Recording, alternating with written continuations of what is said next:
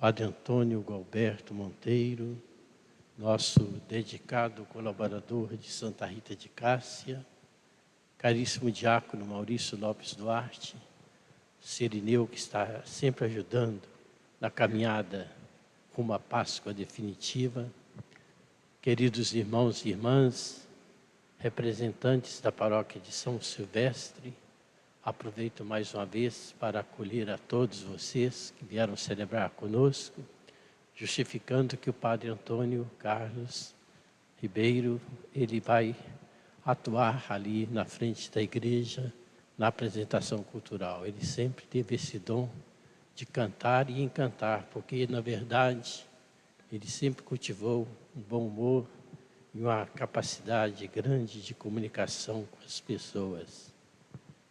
Acolho com muito carinho a comunidade Nossa Senhora de Lourdes, que está aqui nos ajudando nesta liturgia, todos os movimentos que estão ligados à pastoral familiar. É claro que toda pastoral está intrinsecamente ligada à ação evangelizadora junto às famílias, mas de modo especial os participantes da própria pastoral familiar, dos encontros de casais com Cristo, cursilhos de cristandade, Rosário Perpétuo, movimento da Mãe Rainha Três Vezes Admirável de Schoenstatt. Acolhemos hoje também a participação especial da Polícia Militar, rezando para que prossiga na sua missão de guardar e conservar a ordem e a harmonia na nossa sociedade. Queridos irmãos e irmãs, como é gratificante para todos nós nos reunirmos para celebrar o jubileu de nossa padroeira. A vida de Santa Rita de Cássia é encantadora, nos fascina, nos estimula, porque de fato ela é aquela que trouxe para nós o testemunho de quem soube enfrentar tantos sofrimentos e vencê-los todos pela sua confiança em Deus. Hoje nós celebramos o jubileu da família e alguém poderia perguntar: por que todo ano, a 15 de maio, se celebra o jubileu da família nesta preparação da festividade de nossa padroeira? Há pouco conversava com a Maria do Carmo Silva ali na porta da igreja, recordávamos que quando nós iniciamos esta celebração, a justificativa é que de fato hoje é o Dia Internacional da Família.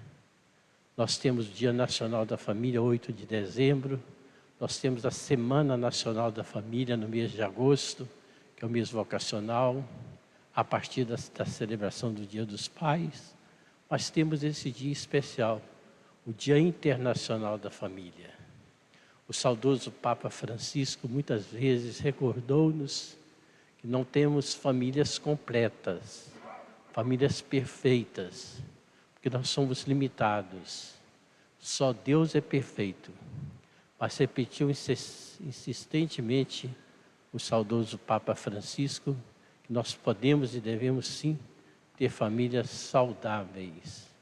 E para ter uma família saudável, é só buscar o caminho de Deus, que com a sua palavra nós vamos iluminando a nossa vida, vamos construindo a história a partir dos desígnios de Deus. As surpresas de Deus aparecem a cada instante, a olhos vistos. Acabou de acontecer em Roma o conclave, onde foi eleito o Santo Padre, o Papa Leão XIV. Um fato inusitado que aconteceu. Dentre os cardeais, lá estava o cardeal Maradiaga, que é o cardeal de Honduras. E ele disse bem assim, depois do sepultamento do Papa Francisco, aquelas reuniões preparatórias para o conclave, ele começou a notar por que caminhos estava indo a escolha daquele que seria eleito Papa.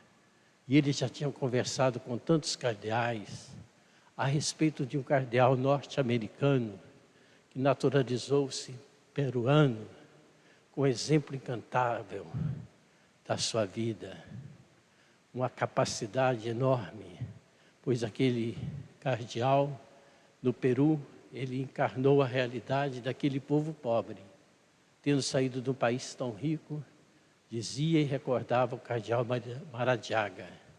Ele infiltrou-se plenamente na vida do povo. Ele fazia as visitas pastorais a cavalo, porque em muitos lugares a via não permitia a passagem de automóveis. Ele insistia no nome daquele cardeal, porque aquele cardeal, de fato, ele assumiu o coração latino-americano na sua missão de bispo ali no Peru. Ele, sendo da ordem agostiniana, dizia Maradiaga, ele teve um cargo internacional como provincial, como superior geral da ordem agostiniana, e foi descrevendo.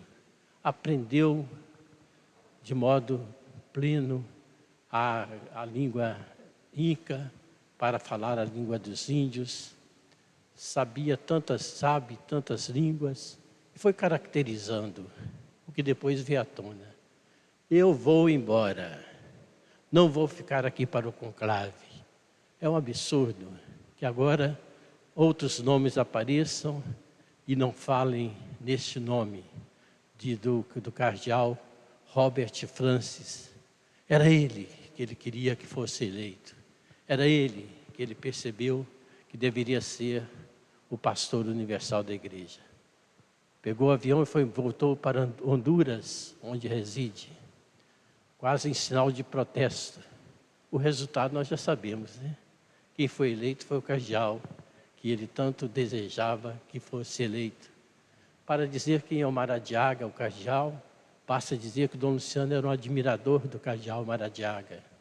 Dom Luciano apreciava intensamente o perfil desse cardeal, e por muitas vezes esteve à frente de tantos organismos da igreja, com a capacidade exímia, com um despojamento exemplar. Aí Deus, com as suas surpresas, o cardeal foi embora, porque não ia eleger aquele cujo nome ele percebia que deveria ser eleito. O que acontece no conclave é segredo pontifício, né? Segredo ali, né? Prometido, aliás, com a mão na palavra de Deus. Mas o que tem antes, aquelas conversações são públicas. E o que aconteceu? O cardeal voltou para Honduras e foi eleito exatamente aquele cujo perfil ele desejava que fosse eleito. Surpresas de Deus. Na frente da curva da estrada da nossa vida, aparece o inusitado. O que a gente sonha e deseja e pensa que nem ia acontecer. Assim nós podemos dizer a respeito da família. Nós vamos transpondo uma montanha de provações e agressões contra a família. E vamos descortinando, depois dessa curva tão sinuosa, na estrada da história da família, a percepção de tantas pessoas a respeito do valor da família. Como a família é sagrada. Podemos lembrar-nos ainda que a família é o berço de todas as vocações. A gente sabe muito bem, o berço é onde acalenta-se a criança para que ela descanse, para que ela fique protegida.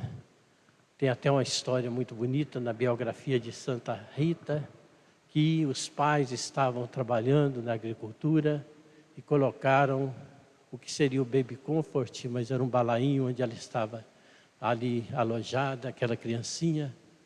E eis que na sombra daquela árvore, de repente, chegaram tantas abelhas, tantas e tantas, você conhece a história. Só que as abelhas não picavam aquela criancinha, colocava mel nos lábios dela.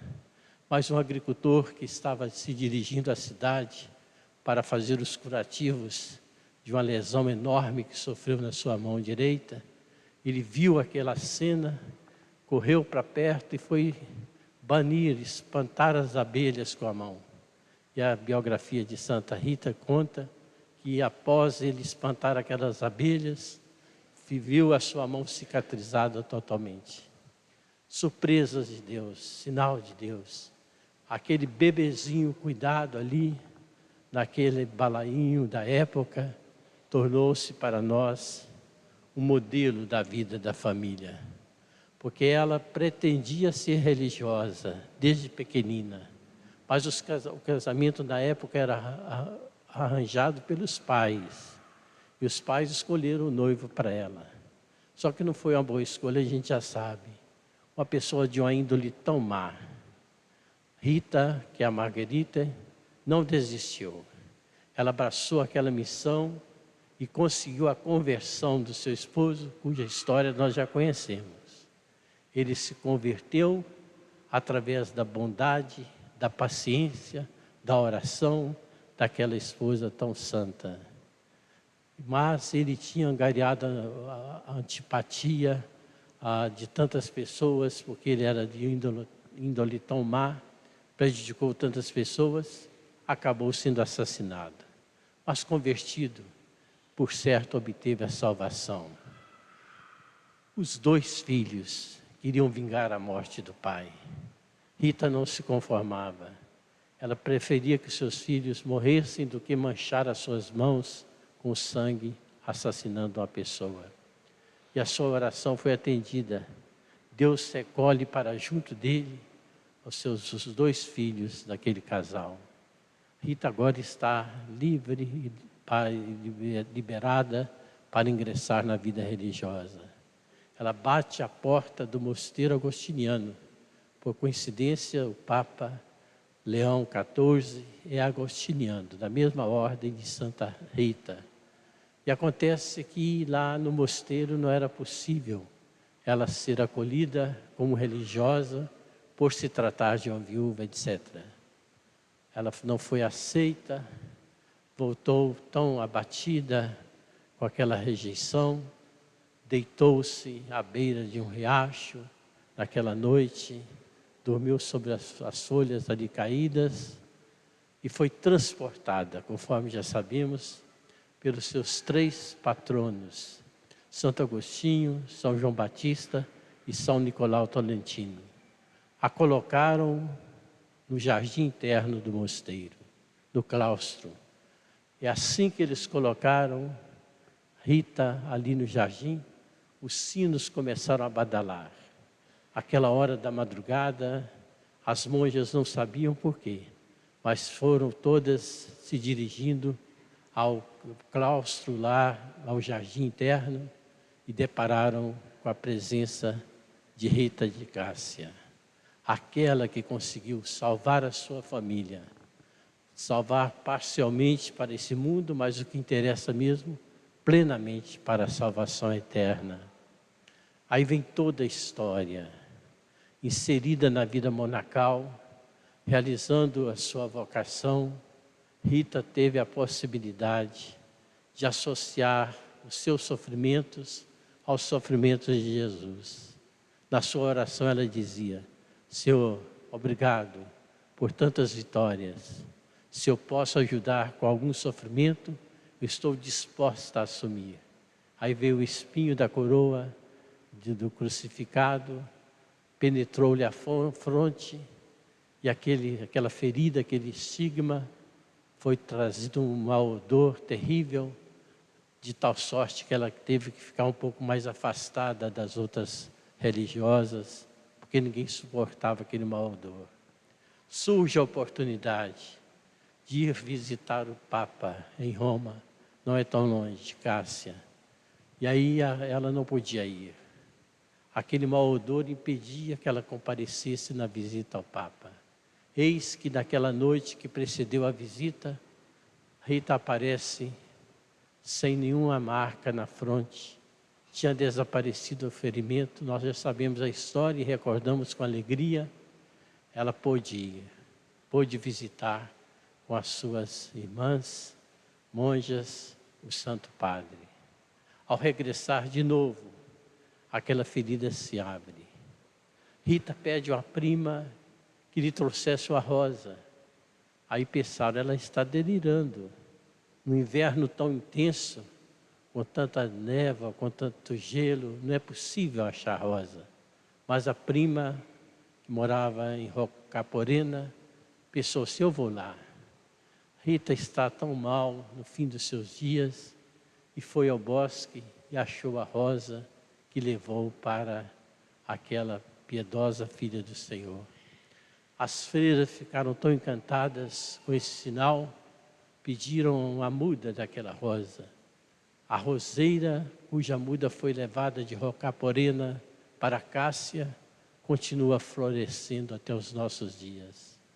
Rita, protetora da família, intercessora grandemente da presença de Deus, para confirmar-nos a todos nós que Deus tem as suas surpresas.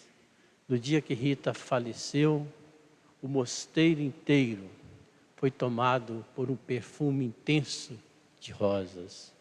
Tantas maravilhas assim, nós conservamos no íntimo do nosso coração, podendo crescer cada vez mais na nossa devoção a Santa Rita de Cássia. Neste tema do Jubileu da Família, para finalizar, é nessa nova modalidade que nós vamos entendendo que a nossa família não é perfeita, mas pode ser saudável. Eu conservo comigo o testemunho de uma família saudável. Eu tinha pouquinho tempo de padre. Um jovem veio fazer a sua direção espiritual e dizia para mim: na minha vida, a minha família é tão importante, significa tanto. Eu participo tanto da vida da igreja, dos sacramentos, por conta daquilo que meus familiares passaram para mim. Ele só tinha um irmão. E os pais, olha só, o irmão morava, parece-me, em Belo Horizonte, o pai em São Paulo e a mãe em São João del Rei. E a minha família é a minha referência. O amor, ele faz superar as distâncias geográficas. Ele nos faz superar e transportar aquilo que seja mais difícil da vida. O inusitado acontece, não só para Maradiaga, mas para cada um que quer confiar no Senhor. Deus tem as suas surpresas e Ele quer abençoar as nossas famílias. Por isso a gente pode cantar aquele refrão da oração da família. Abençoa, Senhor, as famílias, amém? Abençoa, Senhor, a minha também. Senhor, as famílias, amém. Abençoa, Senhor, a minha também. Abençoa, Senhor, as famílias, amém. Abençoa, Senhor, a minha também. Façamos agora as nossas preces.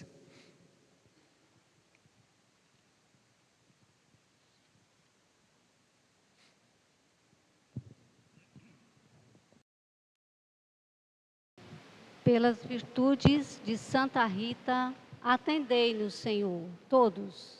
Com a intercessão de Santa Rita, atendei-nos.